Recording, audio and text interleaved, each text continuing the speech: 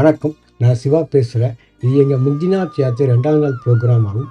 காலையில் நாங்கள் காத்மாண்டுலேருந்து போக்ரா போக்ராவில் லஞ்சை முடிச்சுட்டு அப்புறம் நாங்கள் பிண்டபாஷினி கோவிலுக்கு போயிருந்தோம். அதுக்கப்புறம் குப்தேஸ்வர் மகாதேவ்னு சொல்லி குகை டெம்பிளுக்கு போயிருந்தோம். இப்போ டேவிஸ் ஃபால்ஸ் வந்திருக்கோம். இது குப்தேஸ்வர் மகாதேவ் டெம்பிளுக்கு 8th இருக்குது. பட் ரொம்ப பட்டகாசமாக இருக்குது இந்த டேவி ஃபால்ஸு. இதுக்கு என்ட்ரி டிக்கெட் இருக்குது. பட் நேபாள் ருபீஸ் தான் கலெக்ட் பண்ணுறாங்க அவங்க. நாங்கள் இந்தியன் காஸ்ட்லேருந்து பார்த்தீங்கன்னா ஒரு 60 ரூபா கிட்ட வருது. பட் நாங்கள் நேபாளி ரூபாய் சேஞ்ச் பண்ணி அந்த கவுண்டரில் டிக்கெட்டை வாங்கிட்டு உள்ளே நுழைஞ்சோம். ரொம்ப சூப்பரான பார்க்கு, பிக்னிக் பிளேஸுங்க. இது ரொம்ப அட்டகாசமாக இருக்குது. போகிற வழியிலே பார்த்தீங்கன்னா ஒரு கணேசன் சிவலிங்கம் சிலை இருந்துச்சு. பழைய காலத்து சிலைகள் மாதிரி தெரிஞ்சுது. இப்போ நாங்கள் ஃபால்ஸை நோக்கி போயிட்டுருக்கோம். இந்த ஃபால்ஸு பார்த்தீங்கன்னா ஒரு 200-300 மீட்டர் நடந்து தான் போகணும் நீங்கள். ஸோ நாங்கள் படி இறங்கி மேலே அந்த லாஸ்ட் எண்டுக்கு போயிட்டுருக்குறோம். பாருங்கள்.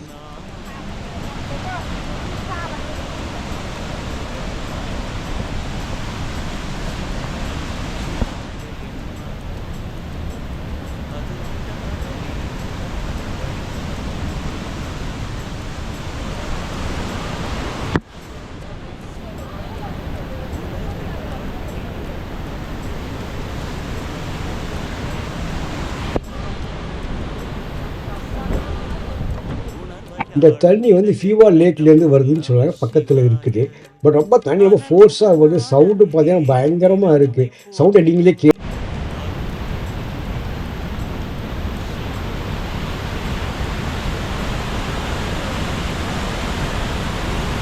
இந்த தண்ணி பூமிக்குள்ளே போகிற இடத்த தான் நாங்கள் மகாதேவ் டெம்பிள்லேருந்து பார்த்தோம். ரொம்ப அட்டகாசமாக இருந்துச்சு. 2 பாறைக்குள்ளே தண்ணி உள்ளே போது பாருங்கள். இது நேபாளில் பாடாள சாங்குன்னு சொல்கிறாங்க. அதாவது பாதாள அருவி அப்படின்னு சொல்கிறாங்க. பட் இது தேவி ஃபால்ஸ்னு நிறைய பேர் சொல்லிகிட்டு இருக்கிறாங்க.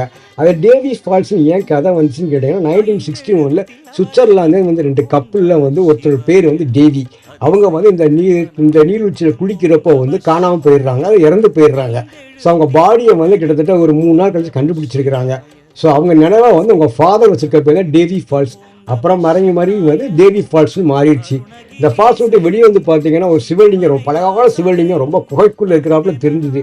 பார்க்க அட்டகாசமாக இருந்துச்சுங்க. இதெல்லாம் பார்க்க வேண்டிய பிளேஸ். நம்ம ஊர் அருவி மாதிரிலாம் இங்கே குளிக்க முடியாது.